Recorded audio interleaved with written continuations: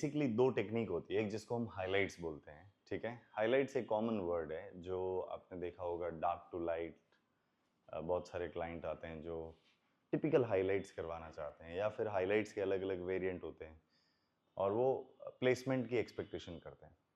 Highlights is always a customize, एक वो technique है जिसको आप लोग वी कैन से कि पर्सन टू पर्सन आप उसको टेलर मेड बनाते हो।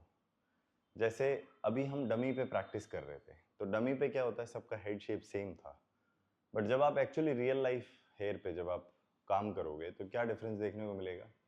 कहीं पे डेंसिटी कम है, कहीं पे डेंसिटी ज़्यादा है, कहीं पे हेयर ही नहीं है, ठीक है, या किसी का ब्रेकेज बहुत ज़्यादा होगा। तो उसके हिसाब से हम क्या करेंगे, प्लेसमेंट करेंगे। अभी सोचो, अगर हेयर कम है तो मुझे वहाँ पे क्वांटिटी ज़्यादा होनी, मेरी मतलब प्लेसमेंट की क्वांटिटी ज़्यादा होनी चाहिए या कम होनी चाहिए? कम होनी चाहिए। यस, डेफिनेटली वहाँ पे जो पर्टिकुलर पार्ट है उसको मुझे डिफाइन करने के लिए, उसको इन्हेंस करने के लिए, वो पर्टिकुलर पार्ट पे अगर मैं राइट जगह पर अगर प्लेसमेंट करूँगा तो ऑटोमेटिकली ज़्यादा दिखेगा। बट अगर कम क्वांटिटी को भी अगर हिडन एरिया में लगा दिया तो जो लगाया वो भी नहीं दिखेगा।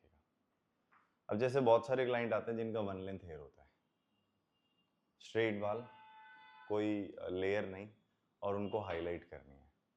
मैंने प्लेसमेंट अंदर बहुत सारा कर दिया, दिखेगा वो? उतना नहीं दिखेगा।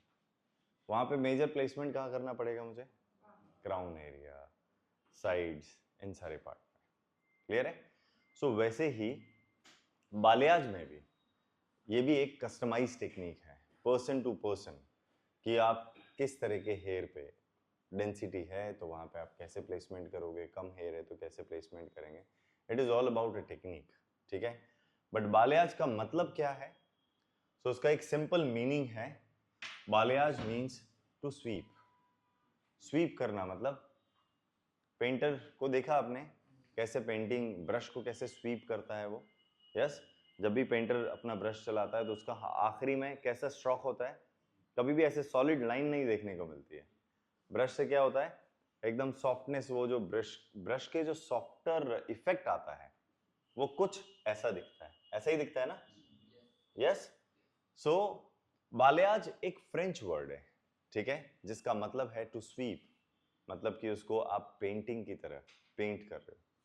स्वीपिंग वैसे हम लोग क्या करते हैं, झाड़ू भी करते हैं, कोई पर्टिकुलर पैटर्न होता है? नहीं होता है। जब हम मॉप कर मतलब जब झाड़ू करते हैं तो क्या होता है, फ्री हैंड टेक्निक, ठीक है। तो बालियाज एक तरह का क्या है, it's a free hand technique, it's a painting, it's a free hand technique.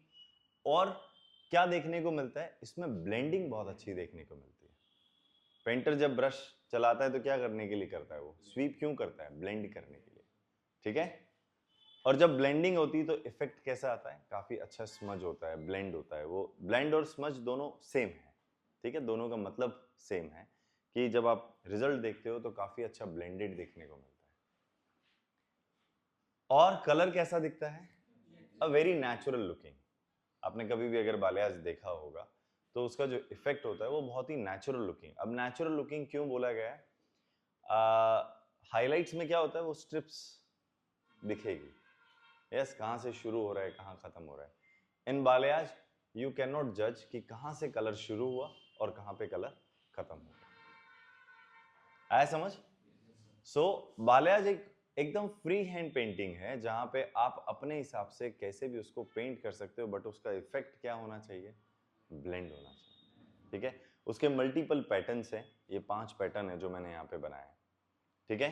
जो सबसे पहला है वी शेप में, दिख रहा है, उसको हम बोलते हैं वैली।